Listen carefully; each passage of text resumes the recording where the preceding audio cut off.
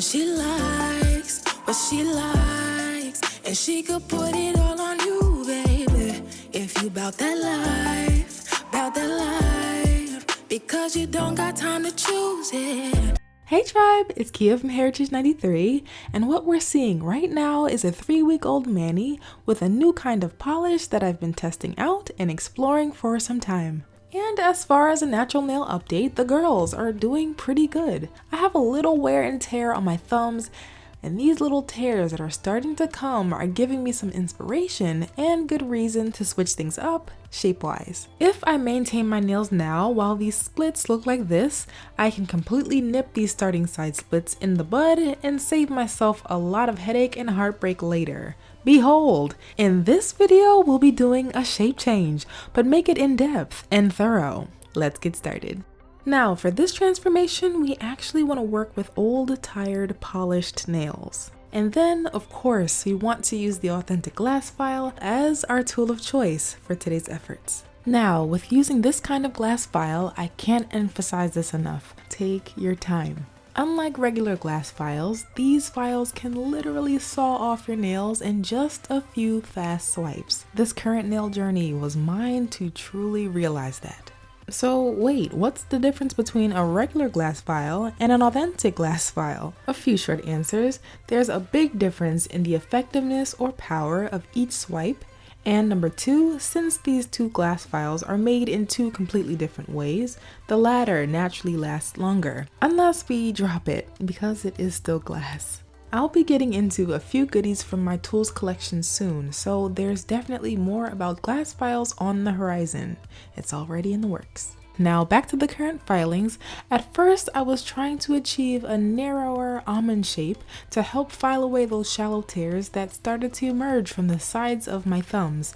But as I was filing, I was more inspired to give the sides of my nails an inward taper and saw off and thus flatten the top semicircle from the girls, which gives us the ballerina shape. Again, it was a bit of a slow realization because here I'm filing the sides as well as grazing the free edge of my nails as if I'm filing the natural nail into the almond shape. Now, the key here, right, is to flatten the sides so that it's flush with a slight curve, but not file it too much so that it's completely straight, which would give us more of the coffin shape.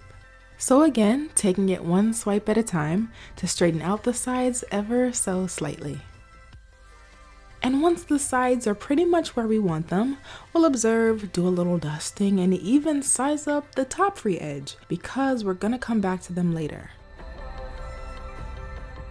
In the meantime, we'll repeat the side filing process on the other hand. Now, another note as to why I'm filing on an old Manny. The old polish helps us see the bigger picture, aka the incoming nail shape with polish as intended. It's so much easier to notice unevenness in your efforts when your nails are painted. Plus, the old polish helps to prevent nail chipping and peeling as you file, since there's another layer of polish protection on your nails as you go. Oh yes, your old Manny is in full support of your bounce back, protecting you along the way. Here's another thing about nail shapes when filing, and I hope this makes sense. With the Coffin and Ballerina nail shapes, the side edge is straight from the side view, and with rounder nail shapes, the free edge has a more rounded lift to it. Simply put, the shapes of the sides of the nails also help determine the overall nail shape. Also, how we choose to work through our filing transformations largely depends on the starting shape and the end shape we have in mind. Ideally, the second shape should be able to fit into the first shape. What? Well, for example, round to ballerina is easy because the rounded sides can be tapered inwards and the round top can be flattened down. But going from the coffin to the square nail shape is a lot trickier since we can't instantly add back the square edge that was filed away to get the coffin. Our best bet may be the tapered square, but that's only if we shorten the length of the nails. Just a few examples, but the idea here is to give the girls an inward taper while filing away roughly half of the curve. And looking at what we have so far, I think things are pretty on par with what we're going for. And you see how you can double check your work with that old mani? It doesn't look so bad. Now, another thing about some of these authentic glass files is that they may have two slightly different grits on either side, fine and coarse. I wouldn't play around with either side, but either way, this hand must also get whipped into shape. And just like that, we have reached the new shape, which again we are able to check with this polish on hand and thumb. And then we must check that the girls are matching on both ends. There's always some variances and slight differences, and that usually happens when I'm not being mindful all the way through the filing session. Again, it slays to be mindful, and we pay when we are not. But no worries. Now we're going to remove that old polish once and for all to reveal the bare nail shape. Okay, looking good. Now to repeat the removal process on the other hand.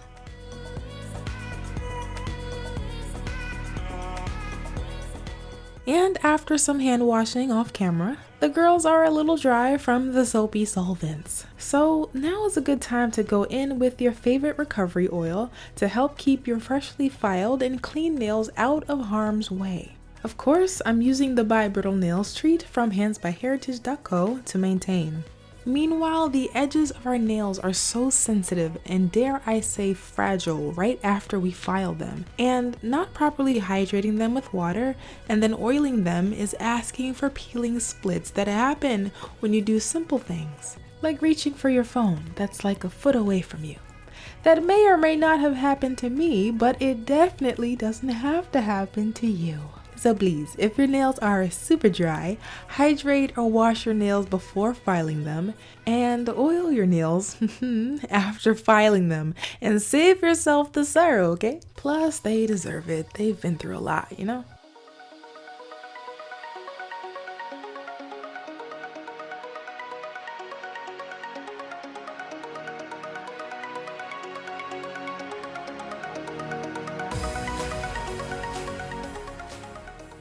Now, the last step, once your nails have absorbed that thorough wave of moisture, is to seal up the girls with a layer of clear coat, and we're done. Well, not really, because I have a few updates I wanted to share from the latest in the magical world of nail care. Long story short, I needed more time to do more, like learn more and test my latest nail care theories all the way to the end before coming back to you all with solid and helpful conclusions.